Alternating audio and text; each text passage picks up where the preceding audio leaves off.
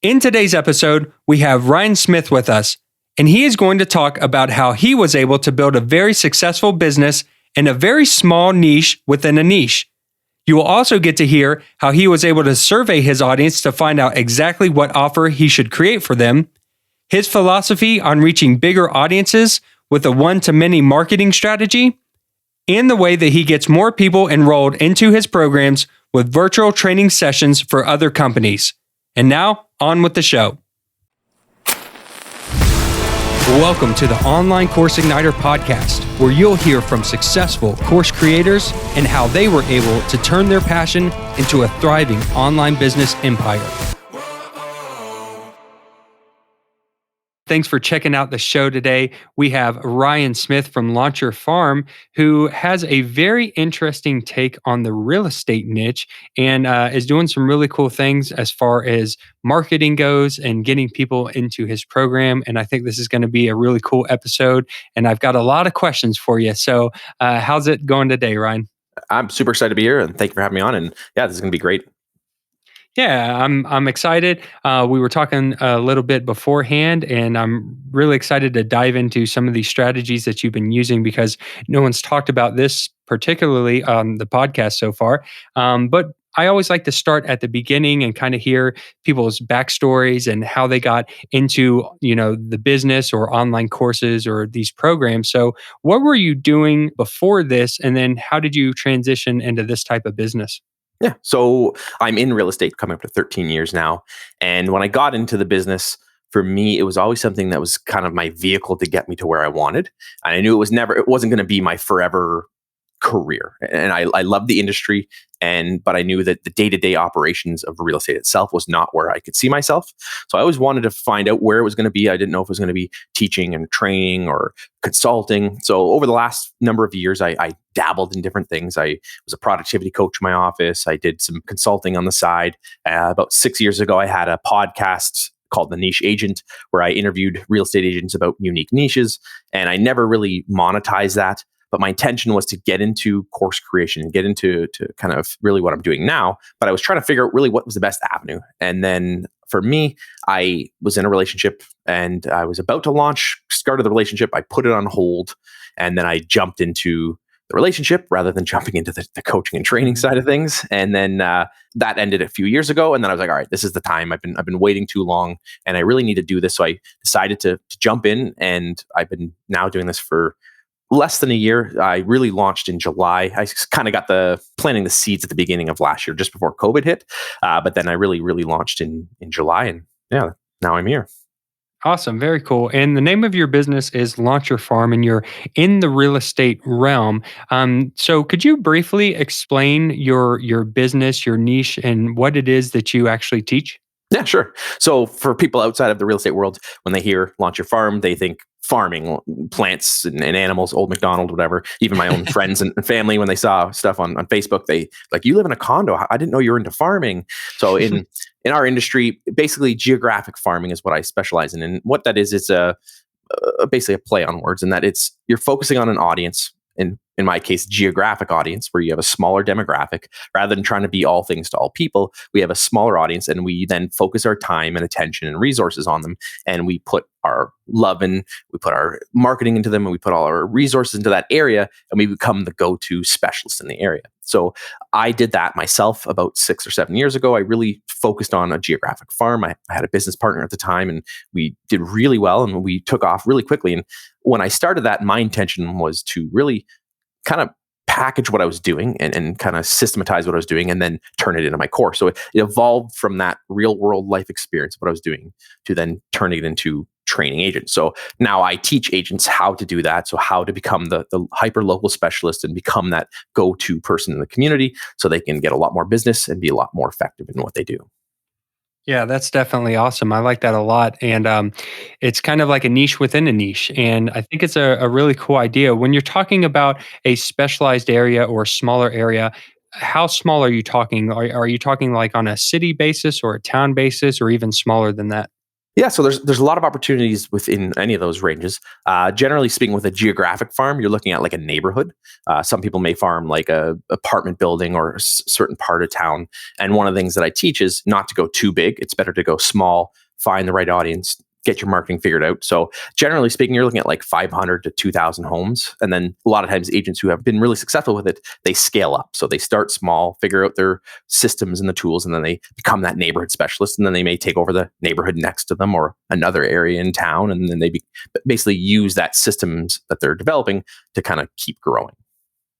Yeah, this is really cool. So it reminds me of actually making niche websites online. So something that I do on the side that I think is kind of fun is I make these little niche websites. And if you've ever tried to create a website before, it's really hard to break into Google's search rankings. And so, say you wanted to teach, dog training, you don't want to go out and just teach dog training because there's a million people doing that. You want to focus in on like chihuahuas or bulldogs, and then you can grow as you build that authority. It sounds like you're doing something very similar in the real estate niche. Yep, exactly. That's exactly what I do. Yep. Yeah, that's really cool. I haven't heard of that before. Again, I probably don't know a whole lot about real estate anyways, but it sounds definitely like a cool business strategy. So you're doing these trainings and then you realize that maybe this is some information that you can start teaching others. So what was kind of the early process of that like? You said you kind of already had an idea that you wanted to get into online courses. So what were some of the first steps that you did? Yeah, that's a great question. So for me, I've done all kinds of marketing and training and all kinds of things. And I went back to really the core fundamentals and figured out what I want to do, but then really what does the audience need? So when I first got started, I had an idea of where I wanted to go, generally speaking, but the specifics I didn't have figured out. So I did a survey and I sent it out to a bunch of agents that I knew. So I sent it out to 400 agents that I had connections with. And I used that as my seed, basically my program to kind of get it launched and get going. So I did a survey of what people's experience were like with geographic farming, what were their expectations, what's stopping them from doing it, how much would they spend, what strategies would they like to do, what strategies have they tried. And I basically did this long survey and pulled on the heartstrings of people that I knew and just said, hey, can you do me a favor? I'm creating this program.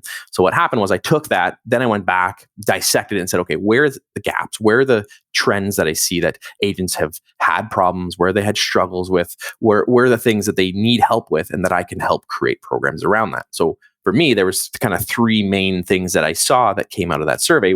One was they needed accountability. So a lot of people said the reason why they didn't succeed was they weren't accountable and they didn't have a plan. The next one is they needed an actual system to keep holding them to doing it. And then the other one was they needed content and they didn't know what to do and how to do it. So then I worked backwards and said, okay, well, I'm going to make my programs based on that. How can I put accountability into it? How can I give them a plan? And then how can I help them with the content and help them with the marketing? And that's kind of where I started from.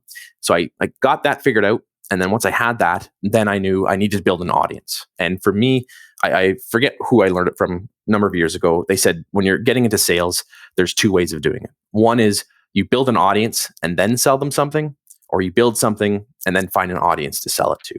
So for me, I have always been on the side of I'd rather build an audience first and then sell them something. So once I knew what I wanted, I knew what the plan was, then I worked on building my audience. So that's when I launched my show last year. So I have an online show called Launch Your Farm, where I interview other real estate agents who do geographic farming. And I also interview other professionals kind of within the industry that would help with that.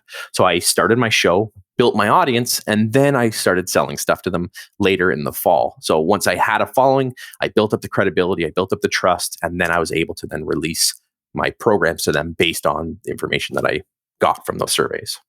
Awesome. I love that. Surveys are super powerful. I've been using them for a long time, but going through my own coaching program, who my coach taught me how to fine tune the surveys, and they can be just so powerful because, as you said, the people are giving you the exact information that you need to go create the course, the marketing, the messaging. And if anyone hasn't done that yet, I implore you to go out and survey your audience and kind of get an idea of what they're saying. So I know a big buzzword right now in the industry, the marketing and course online space, is creating a beta group or a beta program. Anyone who's not familiar with that is getting your audience into the course and kind of building it with them before you do, version one and launching it. Is that something that you did, or did you just create the course and push it out?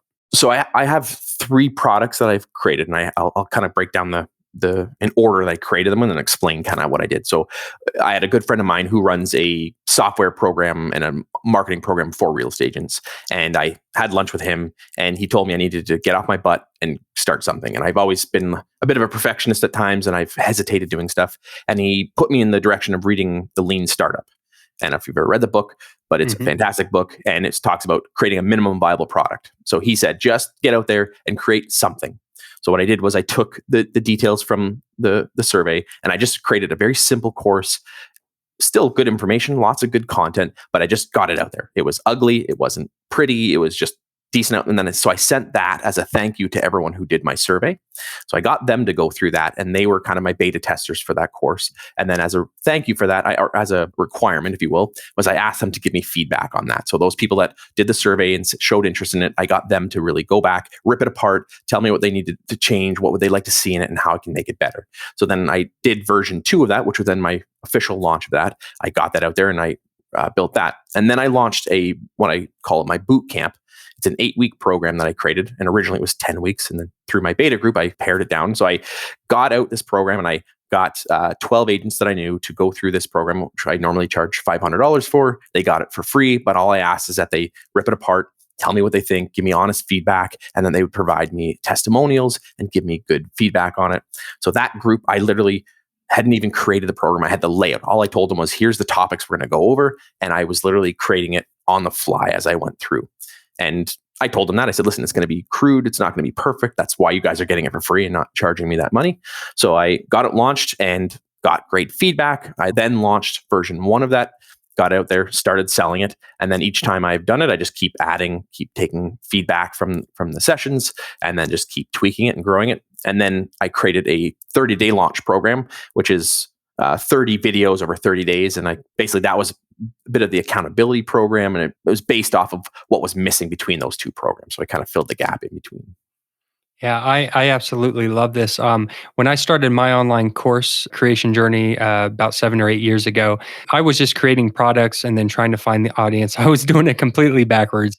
And now that I've grown and I've learned, this has become my favorite way of creating products, info products. Even if you're creating a physical product, you can do the same philosophy.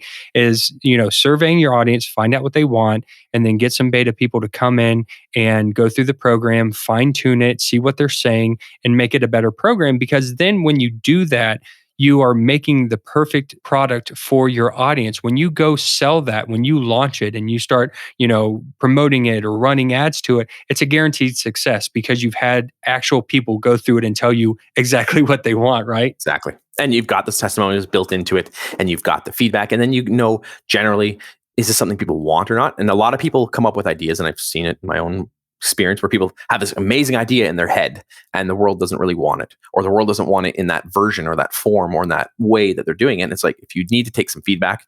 But on the flip side, I've had people say, well, I would change this or I'd add this. And there's still, you have to keep some consistency with it, and may not just because someone says to add this one thing, and just because one person brings it up doesn't mean you should build in everything just because someone says it. Yeah, that's also a great point. Don't change everything around just because everyone's saying to. So that's really cool. So yeah, I would like to hear. You did mention that 30-day sequence that you have. Can you expand a little bit more on that? Yeah. So for me, when I created that was kind of the gap filler for me. That beginning course that I created was kind of an entry level to understanding what geographic farming was about. And then my boot camp was more an advanced course for people who actually have a farm. By creating it, I knew there was an in between, which is how do I actually get my farm launched? So I created it. It's called the 30-day launch. And one of the big feedbacks I took was that people wanted accountability and a plan.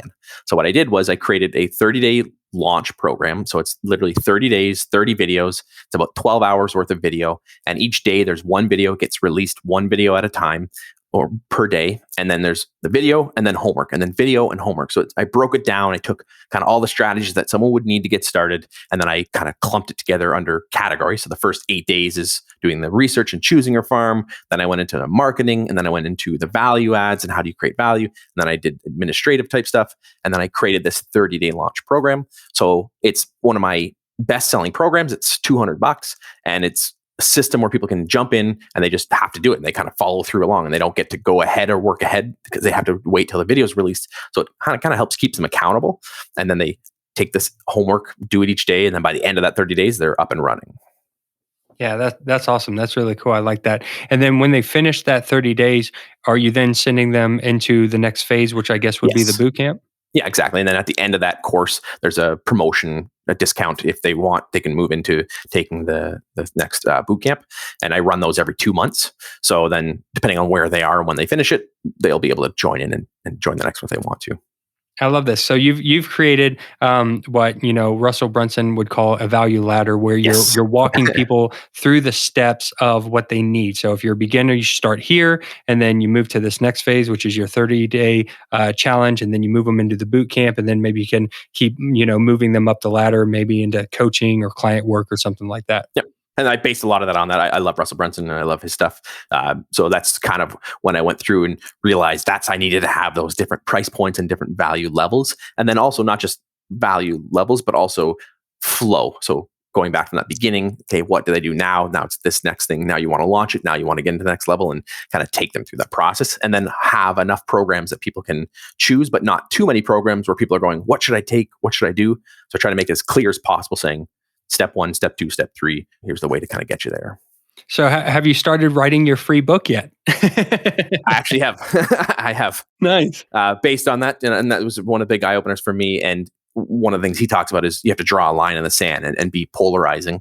And so what I've called my book, or calling my book, I haven't finalized the names, but it's the Farm Manifesto. So it's 25 beliefs that I believe that are basically about farming. And some of them are contradictory to what other agents have taught or have learned. And it's very cut and dry, saying, this is what I believe. This is where I think future of farming is. So I've got kind of 25 points of really where I see farming, and kind of Jerry Maguire-esque, where it's waiting till 3 a.m, writing up all night, kind of getting my ideas out there. And so I basically did that. And now I'm turning that into a book. Hello, course creators. Are you struggling with marketing and selling your online course? If so, then head over to our free community where successful course creators are ready to help you create, market, and sell your expertise. Go to onlinecourseigniter.com/community now to join. That's onlinecourseigniter.com/community. So let's move over into some of the traffic strategies and talk a little bit about that. Earlier, you mentioned that you had a podcast.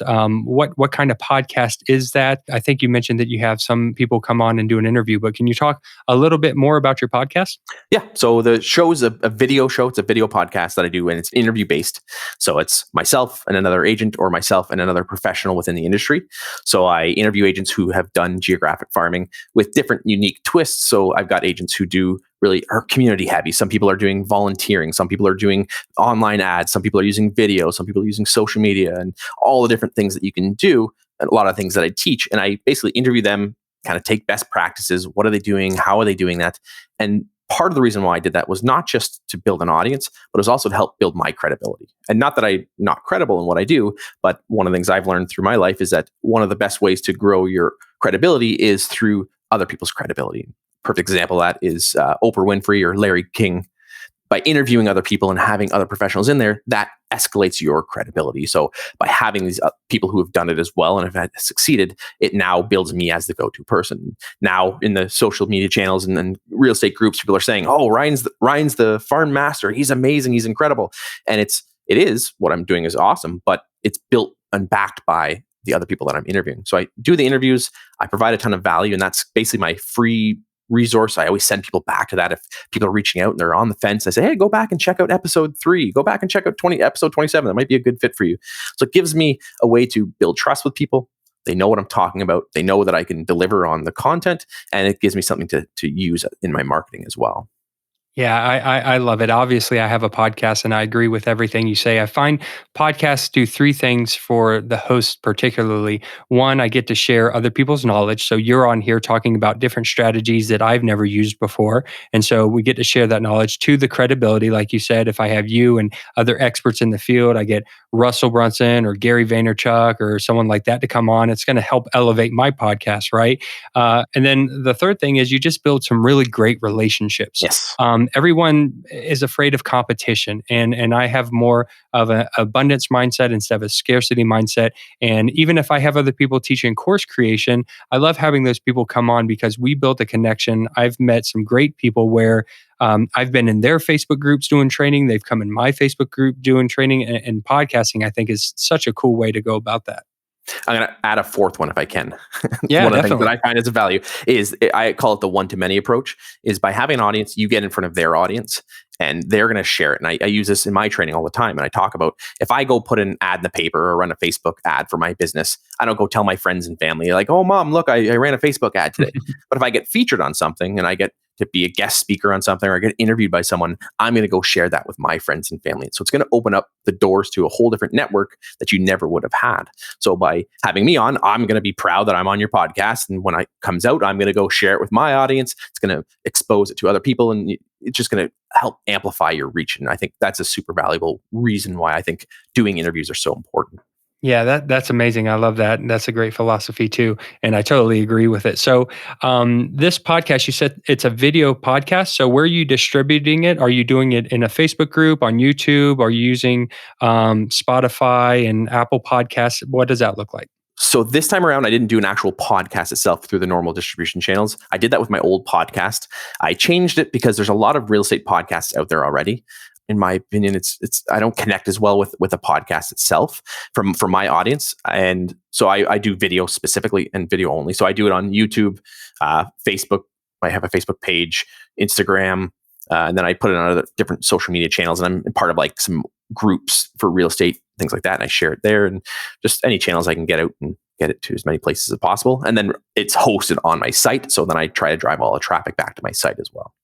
Very good. And are these live podcasts that you're doing, or are they pre-recorded and then you just upload them to those platforms? Yeah, they're pre-recorded. I don't like live for a couple reasons. It's scheduling is a nightmare, and then someone backs out or someone forgets or technical difficulties and things like that. And so I like to do pre-recorded, and then you can kind of lay it out. And it's also nice to batch record as well, so that you can get your time back too. Oh, I know the batch recording. I've been doing it all week. I'm a little exhausted, but I'm excited because I have the next 3 months worth of podcast episodes ready to go. And once I get them edited, transcribed, and up on the website, I can take the foot off that, gas pedal and focus on more important aspects of the business. Well, not more important, but, other aspects of the business that I really need to be focusing on. That's not transcribing a podcast. Exactly. Cool. So before we got on the call, we were doing a little bit of talking, and you mentioned that you were also doing some virtual training sessions. So if you could just tell us a little bit about these virtual training sessions that you've been doing. Yeah, so that's been my main source of business and how I've gotten it. Next to the show, this is my other way of getting a lot of my clients. So again, going back to that philosophy of one-to-many, I like to look at things of how can I get in front of other people or multiple people at once rather than trying to sell myself one at a time. So when I started developing this, I thought, well, how can I get in front of more people? So there's a few options in our list. And going back to Russell Brunson, his Dream 100, who can I connect with that can connect with more people? So in our industry, we have a lot of Facebook groups. So there's like really impactful and really powerful Facebook groups. So there's one group that I spoke for that has 125,000 members in their group. I get to another session for a group that has 22,000. I'm about to do another one in a few weeks that has 37,000. So I wanted to get in front of their audience. So that's why I started creating these training sessions. And then I opened it up to, we have real estate boards. So when people don't know how real estate works, we have in each region, kind of each area has its own real estate board. So it may be a city area, or it may be like your counties or your regions and things like that. And you have a real estate board that oversees that. So I've been approaching real estate boards and offering training for them.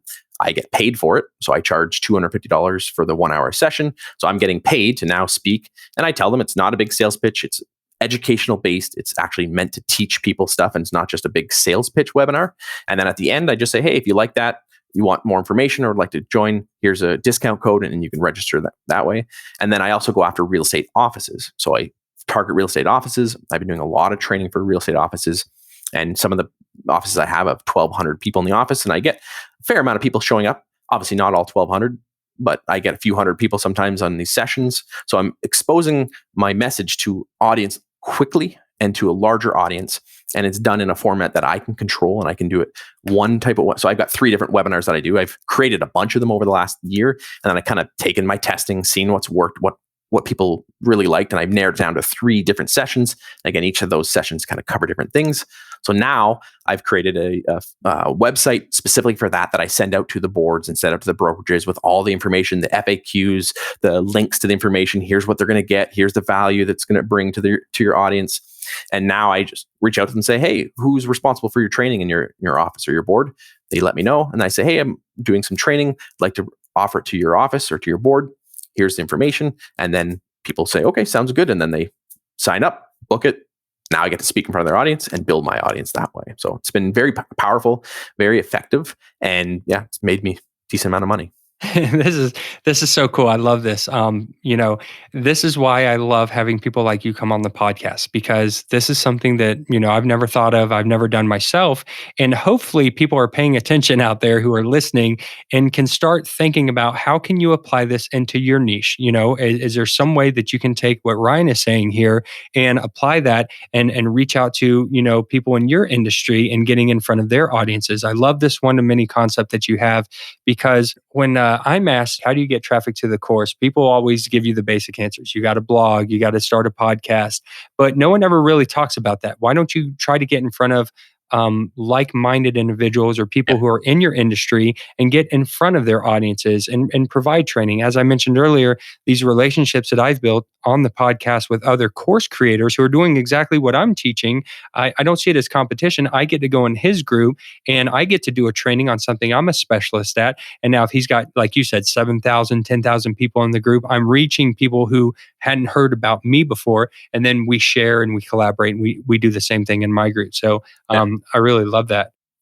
Yeah, I want to add to that as well is that sometimes you got to think outside the box too and say, who would be a complementary group? Is there an organization that I could get in front of? Is there a group that would feed into mine? Is there someone else who serves another group that has connections in that? And for me, like I've literally gone through and I found every real estate board in North America. There's 1,200 and change real estate boards. I have all their phone numbers, their email addresses, their websites, all their contact information. I'm now working on a list of real estate offices that I can go to. And literally my next step is going to be hire an inside salesperson to go push this for me. I will never run out of people to serve and to sell to, because there's so many people and so many organizations that I can now get that message out in front of. And I can plan and what I want to do with this, that I can literally get this in front of so many people and pay someone else to do it for me. And it buys back my time. I can hire someone to do that initial reaching out to people, setting up the appointments and doing that for me. And I've done the math, because there's a 1.5 million real estate agents in North America. There's over 100,000 offices. There's 1,200 boards. So like there's not a shortage of people. It's just how do you get in front of them? And that's what you got to figure out. Yeah, I like what you said about thinking outside of the box. Even thinking about my own business, the common people for me as a course coach, course creator coach that I could reach would be other course creators or maybe digital marketers. And so we tend to stay in that alley and we don't think outside the box like you said. But why don't I go get in front of, say, a group of fitness professionals, and I could go teach how you can turn your knowledge of coaching people in fitness and turn that into an online course. So it gives you an idea to spread your audience more and reach more people. Yeah, exactly. How are you handling these training sessions? So let's say that you reach out to someone, they have 1,200 people in their audience, and maybe 500 people show up. How are you delivering that? Is that through software like Zoom or something like that? Yeah, I use Zoom. So depending on if they want it on their account or mine, I'm happy to do either. Sometimes they control it, so it's their own link and they use the same thing. So they have a session on an ongoing basis and they want to use that. I'll use my own. Generally speaking, from a numbers perspective, I find I get about 1/3 of the people who register will actually show up. And depending if there's a replay. So I don't like letting people know there's going to be replay, because then they tend not to show up. So I find if you push it and say there's no replay, or you don't tell them there's going to be replay, you'll get more people to show up. And then within that, like obviously the office has 1,200 people. Not all of them are interested in farming. So I did one and we had 50 people show up to that session. And then another 70 or 80 people watched it later on. I did a session for my friend Addo, the tech trainer, and we had 200 and change. I've done digital conferences and I've had 300 or 400 people show up. So yeah. Yeah, that's cool. And did I hear you correctly say that on your website you have these trainings? What's going to be in the training? Frequently asked questions built out on the website. So when you reach out to someone and say, "Hey, I want to do training for you. These are the three different types of trainings I have," Yep. that person can go look at that and have an idea of what you're going to talk about. Yeah, exactly. So I've got on the landing page, there's a video and just say, "Hey, Ryan here. This is what I'm about." Because they're at this point, I'm just basically cold reaching out to them and they don't know much about me. And then I'll say, "Hey, there's 3 courses below. Here's the options that I have. There's a session on Facebook groups. There's a session on strategies and there's a session on myths. If you want to check out those, and they can click on that and they can find out more information and the details. And then it says, here's the details of what they're going to get." So that's not on my public page. I keep that as a private page that I send to the offices and the boards. So if you're scrolling around my website, you won't find it that way. Yeah, that's cool. Yeah, I've seen speakers do something similar. So if you're going to go speak on at a conference, having some trainings up on a landing page, I think that's brilliant. Yeah. Yeah, I think this is really cool what you've done here, and it seems like you really thought this strategy out, and you are doing a great job implementing this. Are there any other methods of marketing or traffic that you are using or that you see working really well right now? I've tried dabbling in some affiliate stuff, and it's a little trickier to do, and they don't have the same passion as I do. So I've had some agents who've had some groups that have done that. What I'm trying to do next is really, I've kind of got my year plan that I'm working on. So right now I'm doing the training sessions. That's my main lead generator. Now I'm working on my email and getting better at the email conversion and getting more deals from that. So I'm setting up better funnels and follow-up plans through that and try to get more people. And then the next thing I'm going to be launching is a challenge method. So I want to be doing a challenge method. So I want to focus on that. So I'm taking some training right now on how to do like a 5-day challenge, get people in for a free challenge, and then get them into the pipeline that way.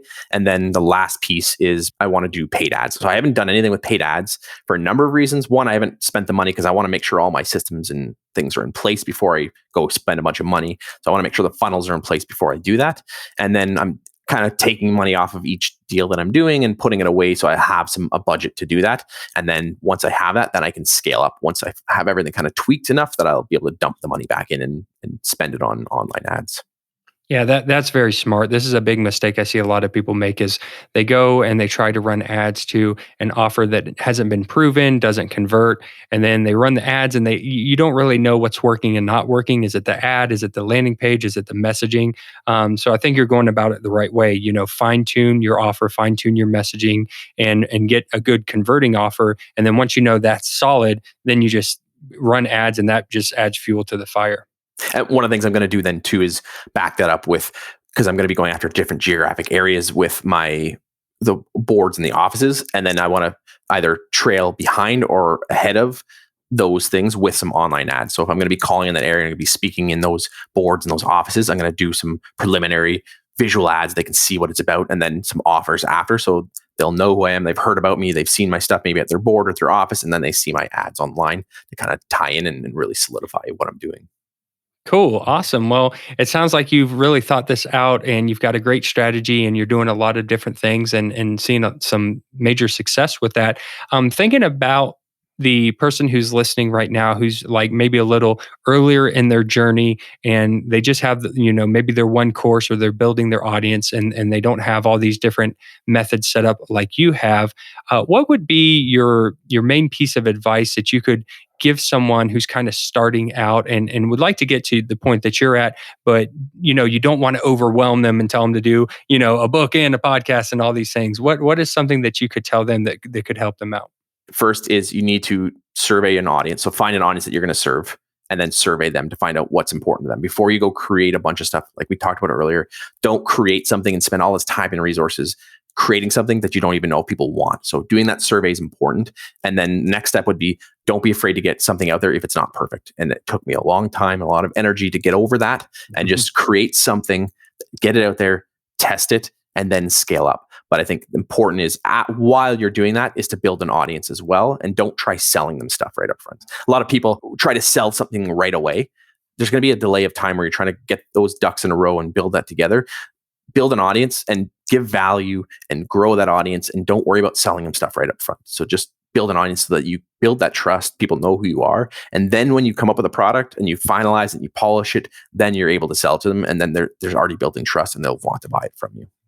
That's absolutely brilliant. I encourage everyone right now to rewind this podcast about 5 minutes and listen to that over and over and over again. Because again, I can say it because I made that mistake. I went out, I made the product first, didn't build an audience, didn't survey anyone. I tell the story where I created a Photoshop course. The course is 12 hours long. It's got hundreds of resources and downloadables. Never once talked to anyone about why they would want to learn Photoshop, what they want to learn about. Yeah. Spent a good portion of the year working on this, had my wife stressed out, my kids stressed out. And today that course has brought less than like 3% of all my total revenue. And it's sad because I think it's a great course, but had I followed that process that you're talking about, finding your audience, talking to them, having conversations, surveying them, building that audience up, and then launching that product, it would have been a much more success. So rewind this podcast and go listen to what Ryan just said. It's absolutely brilliant. So just thinking about your business going forward, I know you have a lot of pans on the stove right now. What would you like to see happening for your business in the next 2 to 5 years if everything just went as smoothly as you'd like for it to go? So it's funny you mentioned this. I just had a conversation last night with a friend of mine. I consider myself a very hardworking, lazy person. So I always try to work smarter, not harder. So everything I'm trying to build is so I can do less work, even though I stack on more stuff. It's then I got to figure out how I can do less. So my goal down the road is I want to travel more. And that's the whole reason I've moved and shifted into doing courses and training so that I have the freedom and the ability to be location independent and not be stuck in one place. And the irony is I'm teaching other agents to be location dependent based on their farm. But for my own sake, I want to be able to move around. So for me, I want to get to the point that I can have it on autopilot, do the things that I enjoy doing, and then grow it when I want or where I want or how I want to do it, and just keep funneling it and feeding itself. I'm not one that's driven by money. I'm more driven by freedom and time and the ability to do what I want to do. So I'm trying to build this business to allow me to do that and not be a slave to the business. So I'm trying to grow it, but automate it enough that I can still enjoy life and enjoy things outside of doing this. Yeah, I love that. And, just thinking about your business, having the ability to travel seems like it would actually grow your business more, because if you could go into an area and teach these skills locally, around that area, get more people involved, and then move and go to a different area, it sounds like that would actually be beneficial to your business, because then you could actually teach people on a local level and just help keep growing and growing and growing. And one of my dreams is to retire in the Caribbean or semi-retire in the Caribbean. And one of my plans is to do like workshops down there and bring people down there. So it's like, hey, come down for a week and we'll do these mastermind sessions and trainings and things like that. So they come to me, and that's really the direction I'd like to head in. Well, I am not in the real estate niche, but if you need a guest speaker, you just call me up and I'll meet you down. Yeah. Cool, Ryan. Well, thanks so much for coming on today. I think this has been enlightening. I think you have dropped some really gold nuggets on people. I hope that they take heed of all the advice you have given today. And if people want to find out more about you and your business, where can they do that online? Yeah, they can check out the website. It's launchyourfarm.com. And then I've got my show. You can find it in YouTube. You can find it in Facebook, Launch Your Farm. Just type in Launch Your Farm, or YouTube /Launch Your Farm, Facebook /Launch Your Farm. And you can kind of see the videos, the shows, what I've done, and kind of how I do my interviews, and get more ideas on what the course and programs are about. Perfect. Ryan, thank you so much for giving your time today, your knowledge, your expertise. And I just look forward to seeing you down in the Caribbean in a couple of years. Awesome. Thank you. Looking forward to it too. Thank you so much for joining us today, Ryan. You can find out more about him and his business by visiting launchyourfarm.com, or you can get the show notes of this episode along with links and resources by visiting onlinecourseigniter.com/45. I look forward to seeing you all next week for a brand new episode. Thank you for tuning in to the Online Course Igniter podcast. Make sure you subscribe wherever you're listening so that you don't miss an episode. If you would like to learn more marketing strategies and how to sell your online course, then also check out our free community where we share tips, tricks, and tutorials at onlinecourseigniter.com/community.